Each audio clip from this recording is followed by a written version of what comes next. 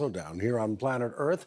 National Geographic astronomy columnist Andrew Fazekas in Montreal, to be exact, his position on Earth. Andrew, good to see you. How unusual was it to have something this old, this large, and originating from so far away in space pass through our solar system?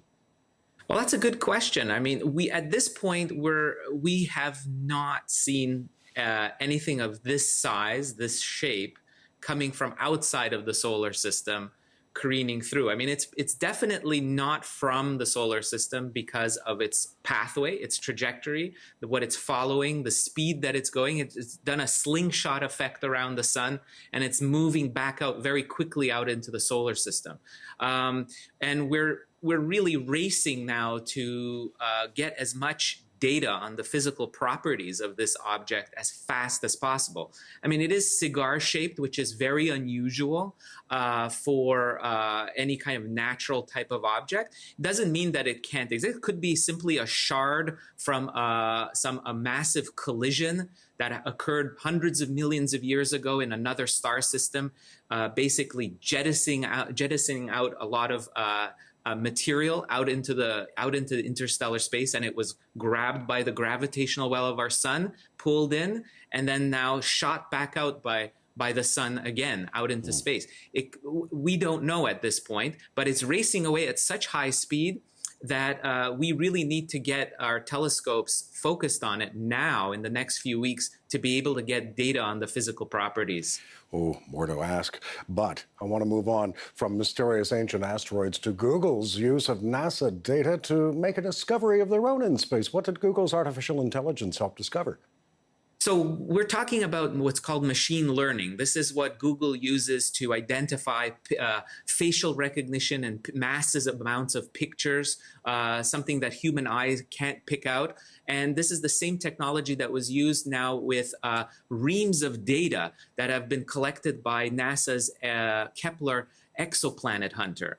And it's looked over 600 star systems and have found planets in that data set that the humans were not able to pick out because the signals were just too weak for humans to detect. So through using machine learning, artificial intelligence, we've been able to actually find new planets. And this week they announced a planetary system that's 2,500 light years away from Earth that has 8 planets, just the same number as we do. It looks like a miniature crunched up version of our solar system. And this is really thanks to using Google's artificial intelligence. Something that we use on Facebook and other social media systems is now being applied to real astronomical science.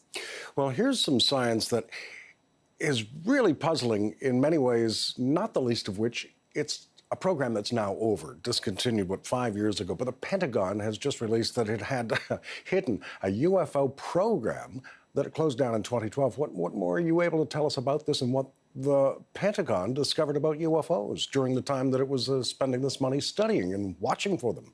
Right. So this program was initiated back in 2000, I think it was in 2007, by then Democratic Senate Majority Leader Harry Reid, who really believes in UFOs, the existence of aliens out there, and he wanted to make sure that there would be a look-see by the military to see if there were any unusual unidentified flying objects. And they created files on things that military air personnel would see during flights. Right. And sure enough, there were a lot of collections of very interesting video and things of unidentified objects. But let's just keep in mind that this collection of data is of unidentified flying objects and doesn't mean that it is of alien origin. And when we talk about aliens and the potential of UFOs being of alien origin, really we need extraordinary evidence if we have these extraordinary claims, just like Carl Sagan, the late astronomer, said. So